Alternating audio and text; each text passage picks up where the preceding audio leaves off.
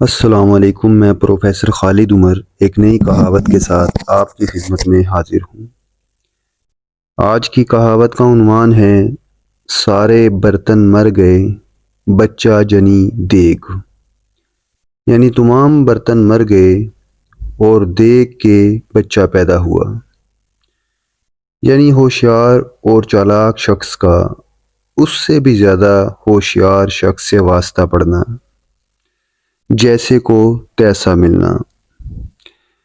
اس کہاوت کا استعمال اس وقت کیا جاتا ہے جب کسی چالاک اور عیار شخص کو اس سے بھی زیادہ عیار اور فریبی شخص مل جائے اور اپنا بدلہ لے لے۔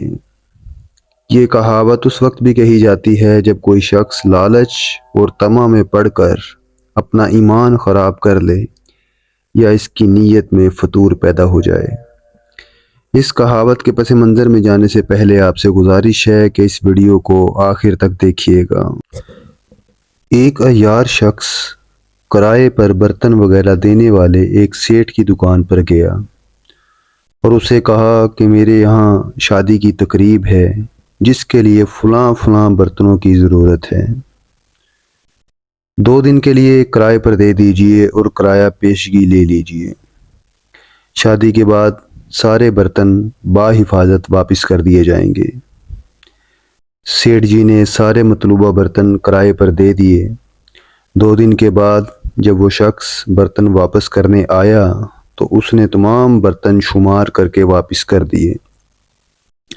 آخر میں ایک چھوٹی سی دیگچی بھی سیٹھ جی کی خدمت پہ پیش کر دی جو لیے گئے برتنوں سے زائد تھی۔ سیٹھ جی نے پوچھا یہ کیا ہے؟ یہ تو تم نے کرائے پر نہیں لی تھی۔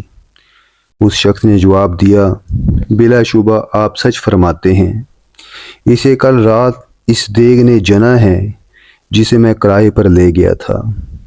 سیٹھ جی کے دل میں لالچ پیدا ہوا۔ اس نے سوچا ایسے بے وقوف کہاں ملتے ہیں، دیگچی کو لے کر دکان کے اندر رکھ آیا۔ کچھ دن بیتنے کے بعد وہ شخص پھر اسی لالچی سیٹھ کے ہاں گیا اور اس سے کہا بھائی میرے ہاں آج رات ایک عظیم الشان تقریب ہے جس کے لیے زیادہ برتنوں کی ضرورت ہے، کرایہ پیشگی لے لیجئے اور اتنے برتن میرے گھر بھیج دیجئے۔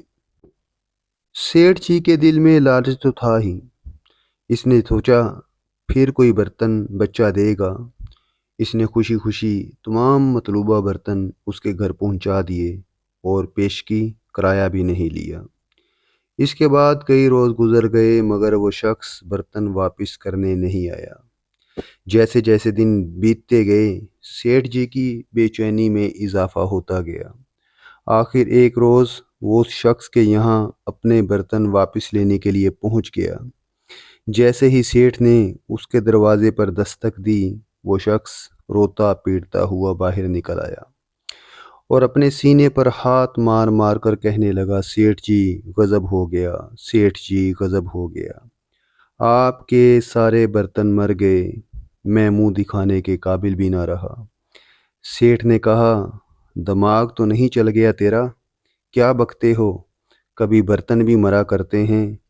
اس شخص نے جواب دیا سیٹھ جی یہ سچ ہے کہ برتن نہیں مرتے، مگر آپ کو یہ تو ماننا پڑے گا کہ اگر دیگ بچہ دے سکتی ہے تو برتن بھی مر سکتے ہیں۔